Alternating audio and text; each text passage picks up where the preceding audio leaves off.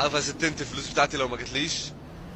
بص هناك كده، الراجل اللي هناك ده قناص، بمجرد ما اقول له اضرب يا عبد الله.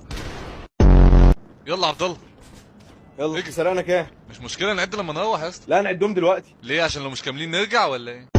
وبعدين انت مش لابس الجوانتي كامل ليه؟ يا عم ده اشيك بكتير. والبصمات؟ احنا لازم نسيب لهم علامه، امال هيفتكرونا ازاي؟ فنسيب لهم عنوان بيتنا. ما تنزلش انت بقى من على السلم عشان البصمات. يا عم عيب عليك، ودي حاجه تفوتني. هي دي العربيه اللي هتفجرها يا جندي. حاضر. اهم حاجه ما تنساش الشهاده. الشهاده يا جندي. لسان ادب. انت لا اللي اسمك مشمش. عايز ايه؟ فكك من بوسي عشان تخصني. اللي عنده بسه يربطها يا حبيبي. ثانيه. انت شايف اللي انت بتعمله ده صح؟ اه شايفه صح. عندك حاجه؟ ايدك تنزل، ايدك تنزل عشان ما ازعلكش. اهو يا عم هنزل ايدي، بس خلي بالك انا عندي 7 ارواح، يعني ما تعرفش تعمل حاجه. بقوا 6. اه نونو على الكلام.